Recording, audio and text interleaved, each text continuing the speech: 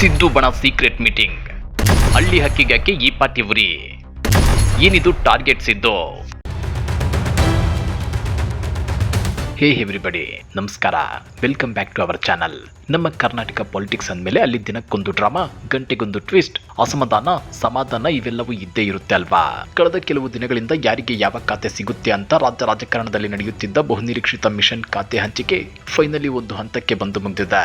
ಮುಖ್ಯಮಂತ್ರಿ ಡಿ.ಕೆ. ಶಿವಕುಮಾರ್ ಅವರ ಸಂಪುಟದ ನೂತನ ಸಚಿವರಿಗೆ ಬುಧವಾರ ಅಧಿಕೃತವಾಗಿ ಖಾತೆಗಳನ್ನು ಹಂಚಿಕೆ ಮಾಡಲಾಗಿದೆ. ನಮ್ಮ ಮಾನ್ಯ ರಾಜ್ಯಪಾಲರಾದ ತಾವರ್ ಚಂದ್ ಗೆಹ್ಲೋಟ್ ಅವರು ಕೂಡ ಈ ಪಟ್ಟಿಗೆ ಸೈನ್ ಹಾಕಿ ಗ್ರೀನ್ ಸಿಗ್ನಲ್ ಕೊಟ್ಟಿದ್ದಾರೆ. ಆದ್ರೆ ಕತೆ ಇಲ್ಲಿಗೆ ಮುಗಿತಾ? ಮೇಲ್ನೋಟಕ್ಕೆ ಖಾತೆ ಹಂಚಿಕೆ ಮುಗಿತು ಅಂತ ಅಂದ್ಕೊಂಡ್ರು ಸರ್ಕಾರ ಮತ್ತು ಕಾಂಗ್ರೆಸ್ ಪಕ್ಷದ ಒಳಗಡೆ ಮಾತ್ರ ಬೆಂಕಿ ಹಾಗೆ ಉರಿಯುತ್ತಿದೆ. ಯಾರಿಗೆ ಯಾವ ಖಾತೆ ಸಿಕ್ತು, ತಮ್ಮಿಷ್ಟದ ಖಾತೆ ಸಿಗದೆ ಯಾರೆಲ್ಲ ಗರಂ ಆದ್ರು? ಮೈಸೂರಿನಲ್ಲಿ ನಡೆಯುತ್ತಿರೋ ಆ ರಹಸ್ಯ ಸಭೆಯ ಕತೆ ಏನೋ? ಎಚ್ ವಿಶ್ವನಾಥ್ ಅವರು ಯತೀಂದ್ರ ಮತ್ತು ಸಿದ್ದರಾಮಯ್ಯನವರ ಬಗ್ಗೆ ಯಾಕೆ ಅಷ್ಟೊಂದು ಗರಂ ಆದ್ರು? ಮತ್ತೆ ಸಚಿವರಾದ ಮೇಲೆ KM ಶಿವಲಿಂಗೇಗೌಡರು JDS ಬಗ್ಗೆ ಏನ್ ಹೇಳಿದ್ರು? ಇಷ್ಟು ಇಂಟ್ರೆಸ್ಟಿಂಗ್ ವಿಚಾರಗಳನ್ನ ಇವತ್ತಿನ ವಿಡಿಯೋದಲ್ಲಿ ಡೀಟೇಲ್ ಆಗಿ ಹಂತವಾಗಿ ಚರ್ಚೆ ಮಾಡೋಣ. ವಿಡಿಯೋ ತುಂಬಾ ಇಂಟ್ರೆಸ್ಟಿಂಗ್ ಆಗಿದೆ, ಕೊನೆವರೆಗೂ ನೋಡಿ. ಅದಕ್ಕೂ ಮುಂಚೆ ನಮ್ಮ ಚಾನಲ್ಗೆ ಸಬ್ಸ್ಕ್ರೈಬ್ ಆಗಿಲ್ಲ ಅಂದ್ರೆ ಈಗಲೇ ಸಬ್ಸ್ಕ್ರೈಬ್ ಮಾಡಿ, ಆ ಬೆಲ್ ಐಕನ್ ಒತ್ತೋದನ್ನ ಮರಿಬೇಡಿ. ಓಕೆ, ಮೊದಲಿಗೆ ಖಾತೆ ಹಂಚಿಕೆಯ ಬಿಗ್ ಅಪ್ಡೇಟ್ಸ್ ಹಾಗೂ ಹೈ ಡ್ರಾಮಾಗಳನ್ನ ನೋಡೋಣ. ಈ ಖಾತೆ ಹಂಚಿಕೆಯಲ್ಲಿ ಇಬ್ಬರು ಹಿರಿಯ ನಾಯಕರ ಖಾತೆಗಳು ಅದೇಗೆ ಕೊನೆ ಕ್ಷಣದಲ್ಲಿ ಚೇಂಜ್ ಆದವು ಗೊತ್ತಾ? ಇಬ್ಬರು ಅಂತಿಂತ ನಾಯಕರಲ್ಲ, ಇಬ್ಬರಿಗೂ ದೆಹಲಿ ಮಟ್ಟದಲ್ಲಿ ಗಟ್ಟಿ ಹಿಡಿತವಿದೆ. ಮೊದಲನೆಯವರು ಹಿರಿಯ ಸಚಿವ KH ಮುನಿಯಪ್ಪ ಅವರು. ಈ ಮುಂಚೆ ಇವರಿಗೆ ಆಹಾರ ಖಾತೆಯನ್ನ ನೀಡಲಾಗಿತ್ತು. ಆದ್ರೆ ಮುನಿಯಪ್ಪ ಅವರಿಗೆ ಅದು ಯಾವುದೇ ಕಾರಣಕ್ಕೂ ಇಷ್ಟ ಇರಲಿಲ್ಲ. ನನಗೆ ಸಮಾಜ ಕಲ್ಯಾಣ ಇಲಾಖೆಯನ್ನೇ ಕೊಡಿ ಅಂತ ಪಟ್ಟು ಹಿಡಿದು ಕೂತಿದ್ರು. ವಿಷಯ ರಾಜ್ಯ ಮಟ್ಟದಲ್ಲಿ ಬಗೆಹರಿಯೋದಿಲ್ಲ ಅಂತ ಗೊತ್ತಾಗುತ್ತಿದ್ದಂತೆ ಮುನಿಯಪ್ಪ ಅವರು ಖುದ್ದು ದೆಹಲಿಗೆ ಹಾರಿ ಹೈಕಮಾಂಡ್ ನಾಯಕ ರಾಹುಲ್ ಗಾಂಧಿ ಅವರನ್ನೇ ಭೇಟಿ ಮಾಡಿ ಮನವಿ ಮಾಡಿಕೊಂಡಿದ್ರು. ಹೀಗಾಗಿ ಕೊನೆಗೂ ಅವರ ಆ ಪಟ್ಟು ಗೆದ್ದಿದೆ. ಈಗ ಮುನಿಯಪ್ಪ ಅವರಿಗೆ ಅವರು ಕೇಳಿದ ಸಮಾಜ ಕಲ್ಯಾಣ ಇಲಾಖೆಯೇ ಸಿಕ್ಕಿದೆ.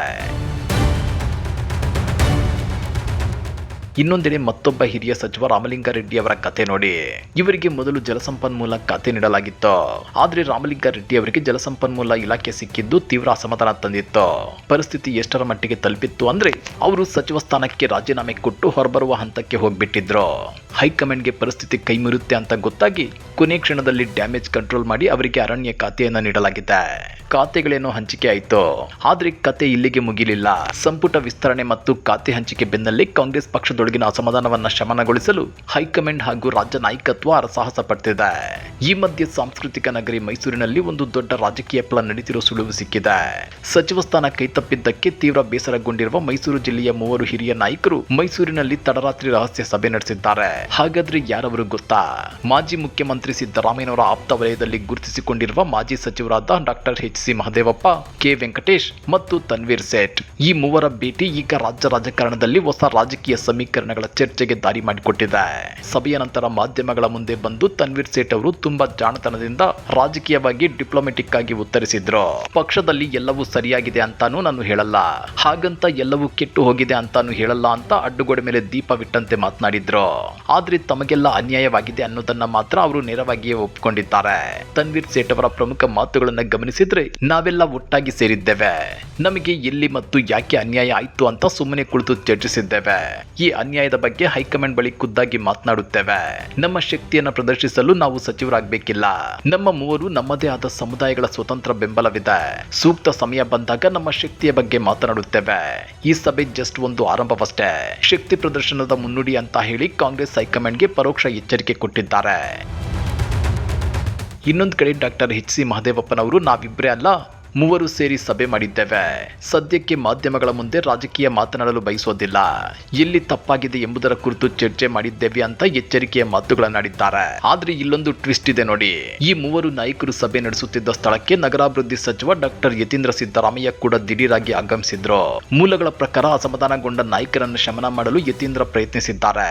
ಆದ್ರೆ ಯತೀಂದ್ರ ಅವರು ಮಾಧ್ಯಮಗಳಿಗೆ ಹೇಳೋ ಪ್ರಕಾರ ನಾನು ಮೈಸೂರು ಜಿಲ್ಲಾ ಉಸ್ತುವಾರಿ ಸಚಿವನಾಗಿರೋದ್ರಿಂದ ಹಿರಿಯ ನಾಯಕರಿಂದ ಮಾರ್ಗದರ್ಶನ ಪಡೆಯಲು ಬಂದಿದ್ದೆ ಅಂತ ಸಮರ್ಥಿಸಿಕೊಂಡಿದ್ದಾರೆ. ಬಟ್ ರಾಜಕೀಯದಲ್ಲಿ ಮಾರ್ಗದರ್ಶನ ಅನ್ನೋ ಪದದ ಹಿಂದೆ ಏನಿರುತ್ತೆ ಅನ್ನೋದು ನಿಮಗೂ ಗೊತ್ತು, ನಮಗೂ ಗೊತ್ತು. ಸಚಿವ ಸ್ಥಾನ ಸಿಗದೆ ಅಸಮಾಧಾನಗೊಂಡಿದ್ದ ಮತ್ತೊಬ್ಬ ಕರಾವಳಿ ನಾಯಕ ಅಂದ್ರೆ ಅದು ಮಾಜಿ ಸಚಿವ ಮಂಕಾಳ ವೈದ್ಯ. ಇವರ ಅಸಮಾಧಾನವನ್ನ ಶಮನ ಮಾಡಲು ಸರ್ಕಾರ ಈಗ ಅವರನ್ನ ವಿಧಾನಸಭೆಯ ಉಪಸಭಾಪತಿಯನ್ನಾಗಿ ನೇಮಕ ಮಾಡಿದೆ. ಹಾಗಾದ್ರೆ ಇನ್ನುಳಿದ ಸಚಿವರಿಗೆ ಯಾವ್ಯಾವ ಪ್ರಮುಖ ಇಲಾಖೆಗಳು ಸಿಕ್ಕಿವೆ ಅಂತ ಒಮ್ಮೆ ಕಣ್ಣಾಡಿಸೋಣ. ಲಕ್ಷ್ಮಣ್ ಸವದಿ ಅವರಿಗೆ ಸಹಕಾರ ಇಲಾಖೆ, ರಾಮಲಿಂಗಾರೆಡ್ಡಿ ಅವರಿಗೆ ಅರಣ್ಯ ಇಲಾಖೆ, ಇನ್ನ KH ಮುನಿಯಪ್ಪ ಅವರಿಗೆ ಸಮಾಜ ಕಲ್ಯಾಣ ಇಲಾಖೆ ಸಿಕ್ಕಿದೆ. ಅದೇ ರೀತಿ ಸಂತೋಷ್ ಲಾಡ್ ಅವರಿಗೆ ಈ ಹಿಂದೆ ಕೊಟ್ಟಿದ್ದಂತ ಕಾರ್ಮಿಕ ಇಲಾಖೆಯೇ ಸಿಕ್ಕಿದೆ. ಇನ್ನ ಈ ಹಿಂದೆ ಸ್ಪೀಕರ್ ಆಗಿದ್ದ ಯುಟಿ ಖಾದರ್ ಅವರಿಗೆ ಆರೋಗ್ಯ ಮತ್ತು ಕಲ್ಯಾಣ ಇಲಾಖೆ ಮತ್ತು ವಫ್ ಖಾತೆ ಕೊಡಲಾಗಿದೆ.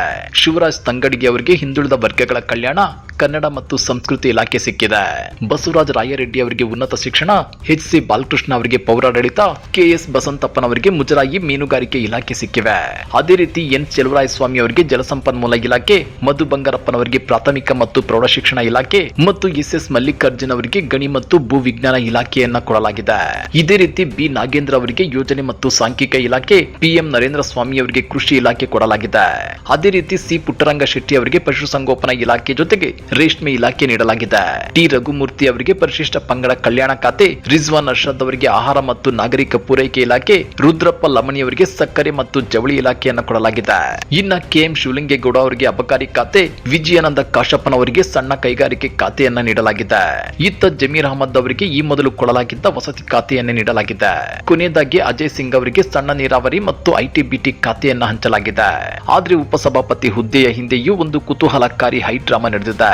ಈ ಮುಂಚೆ ವಿಧಾನಸಭೆಯ ಉಪಸಭಾಪತಿ ಸ್ಥಾನಕ್ಕೆ ಕೊಡಗು ಜಿಲ್ಲೆಯ ವಿರಾಜಪೇಟೆ ಕ್ಷೇತ್ರದ ಶಾಸಕ ಎಎಸ್ ಪೊನ್ನಣ್ಣ ಅವರನ್ನು ನೇಮಕ ಮಾಡಲಾಗಿತ್ತು. ಹೈಕಮಾಂಡ್ ಕಳಿಸಿದ ಅಧಿಕೃತ ಪಟ್ಟಿಯಲ್ಲೂ ಅವರ ಹೆಸರೇ ಇತ್ತು. ಪೊನ್ನಣ್ಣ ಅವರು ಸಿದ್ದರಾಮಯ್ಯನವರ ಹಿಂದಿನ ಸರ್ಕಾರದಲ್ಲಿ ಸಿಎಂ ಕಾನೂನು ಸಲಹೆಗಾರರಾಗಿದ್ದವರು. ಈ ಬಾರಿ ಸಚಿವ ಸ್ಥಾನದ ನಿರೀಕ್ಷೆಯಲ್ಲಿದ್ದ ಇವರಿಗೆ ಮೊದಲು ಉಪಸಭಾಪತಿ ಸ್ಥಾನ ಕೊಡಲಾಗಿತ್ತು. ಆದ್ರೆ ಮಂಕಾಳ ವೈದ್ಯ ಅವರ ಅಸಮಾಧಾನ ತಣ್ಣಗಾಗಿಸಲು ಪೊನ್ನಣ್ಣ ಅವರಿಗೆ ಉಪಸಭಾಪತಿ ಹುದ್ದೆಯಿಂದ ಕೋಕ್ ನೀಡಲಾಗಿದೆ. ಕೊನೆಗೆ ಸಿಎಂ ಡಿಕೆ ಶಿವಕುಮಾರ್ ಅವರ ಆದೇಶದ ಮೇರೆಗೆ ರಾಜ್ಯಪಾಲರ ಒಪ್ಪಿಗೆ ಪಡೆದು ಎಎಸ್ ಪೊನ್ನಣ್ಣ ಅವರಿಗೆ ಸಂಪುಟ ದರ್ಜೆ ಸ್ಥಾನಮಾನದೊಂದಿಗೆ ಮುಖ್ಯಮಂತ್ರಿಗಳ ರಾಜಕೀಯ ಕಾರ್ಯದರ್ಶಿಯಾಗಿ ನೇಮಕ ಮಾಡಿ ಆದೇಶ ಹೊರಡಿಸಲಾಗಿದೆ. ಅಂದ್ರೆ ಒಬ್ಬರನ್ನ ಸಮಾಧಾನ ಪಡಿಸಲು ಮತ್ತೊಬ್ಬರ ಹುದ್ದೆಯನ್ನ ಬದಲಾಯಿಸುವ ಮಟ್ಟಿಗೆ ನಾಯಕರಿಗೆ ಕಸರತ್ತು ನಡೆಸಬೇಕಾಗಿ ಬಂತು. ಇನ್ನೊಂದೆಡೆ ಸ್ವತಂತ್ರೋತ್ಸವ ದಿನಾಚರಣೆ ಹತ್ತಿರವಾಗುತ್ತಿರೋದ್ರಿಂದ ರಾಜ್ಯದ ವಿವಿಧ ಜಿಲ್ಲಾ ಕೇಂದ್ರಗಳಲ್ಲಿ ರಾಷ್ಟ್ರ ಧ್ವಜಾರೋಹಣ ನೆರವೇರಿಸಲು ಸರ್ಕಾರ 30 ಸಚಿವರನ್ನ ನಿಯೋಜಿಸಿ ಅಧಿಕೃತ ಆದೇಶ ಹೊರಡಿಸಿದೆ. ಇದರಲ್ಲಿ ಮಾಜಿ ಮುಖ್ಯಮಂತ್ರಿ ಸಿದ್ದರಾಮಯ್ಯನವರ ಪುತ್ರ ವಿಧಾನ ಪರಿಷತ್ ಸದಸ್ಯ ಯತೀಂದ್ರ ಸಿದ್ದರಾಮಯ್ಯನವರಿಗೆ ಮೈಸೂರು ಜಿಲ್ಲಾ ಉಸ್ತುವಾರಿ ಸಚಿವ ಸ್ಥಾನ ನೀಡಲಾಗಿದೆ. ಆದ್ರೆ ಈ ನಿರ್ಧಾರ ಹೊರಬೀಳುತ್ತಿದ್ದಂತೆಯೇ ವಿಧಾನ ಪರಿಷತ್ ಮಾಜಿ ಸದಸ್ಯ ಎಚ್ ವಿಶ್ವನಾಥ್ ಅವರು ರೊಚ್ಚಿಗೆದ್ದಿದ್ದಾರೆ. ಮಾಧ್ಯಮಗಳ ಮುಂದೆ ಬಂದ ವಿಶ್ವನಾಥ್ ಅವರು ನೇರವಾಗಿ ಸಿದ್ದರಾಮಯ್ಯ ಮತ್ತು ಯತೀಂದ್ರ ವಿರುದ್ಧ ಹರಿಹಾಯ್ದಿದ್ದಾರೆ. ವಿಶ್ವನಾಥ್ ಅವರು ಆಡಿದ ಕಾರದ ಮಾತುಗಳು ಹೀಗಿವೆ. ಡಿಕೆ ಶಿವಕುಮಾರ್ ಸಿಎಂ ಆದ ಬಳಿಕ ಸರ್ಕಾರದಲ್ಲಿ ಪ್ರತಿಯೊಂದು ವಿಚಾರದಲ್ಲೂ ಸಿದ್ದರಾಮಯ್ಯ ಹಸ್ತಕ್ಷೇಪ ಮಾಡ್ತಿದ್ದಾರೆ. ಸರ್ಕಾರಕ್ಕೆ ಸ್ವತಂತ್ರವಾಗಿ ಕೆಲಸ ಮಾಡಲು ಬಿಡುತ್ತಿಲ್ಲ. ಕೂಡಲೇ ಸಿದ್ದರಾಮಯ್ಯ ಈ ರೀತಿ ಹಸ್ತಕ್ಷೇಪ ಮಾಡೋದನ್ನು ನಿಲ್ಲಿಸಬೇಕು. ಹೊಸ ಸಿಎಂಗೆ ಕೆಲಸ ಮಾಡಲು ತಮಗೆ ಬೇಕಾದ ಕ್ಯಾಬಿನೆಟ್ ರಚನೆ ಮಾಡಿಕೊಳ್ಳಲು ಸಿದ್ದರಾಮಯ್ಯ ಅವಕಾಶ ಮಾಡಿಕೊಡಬೇಕು ಅಂತ ಹೇಳಿದ್ದಾರೆ. ಅಷ್ಟೇ ಅಲ್ಲ, ಸಿದ್ದರಾಮಯ್ಯನವರಿಗೆ ಪುತ್ರ ವ್ಯಾಮೋಹ ಜಾಸ್ತಿಯಾಗಿದೆ. ಯಾವುದೇ ಅನುಭವ ಇಲ್ಲದ ಯತೀಂದ್ರ ಸಿದ್ದರಾಮಯ್ಯನವರಿಗೆ ಮೈಸೂರು ಜಿಲ್ಲಾ ಉಸ್ತುವಾರಿ ಕೊಟ್ಟಿರುವುದು ಸರಿಯಲ್ಲ. ಮೈಸೂರು ವಿಶ್ವವಿಖ್ಯಾತ ನಗರ. ಇಲ್ಲಿಗೆ ದೇಶ ವಿದೇಶಗಳಿಂದ ದೊಡ್ಡ ದೊಡ್ಡ ವ್ಯಕ್ತಿಗಳು ಆಗಮಿಸುತ್ತಾರೆ. ಅವರ ಜೊತೆ ವ್ಯವಹರಿಸಲು, ಜಿಲ್ಲೆಯನ್ನ ಮುನ್ನಡೆಸಲು ಯತೀಂದ್ರಗೆ ಯಾವುದೇ ಅನುಭವ ಇಲ್ಲ ಅಂತ ಎಚ್ ವಿಶ್ವನಾಥ್ ಕಠಿಣ ಪದಗಳಲ್ಲಿ ವಾಗ್ದಾಳಿ ನಡೆಸಿದ್ದಾರೆ.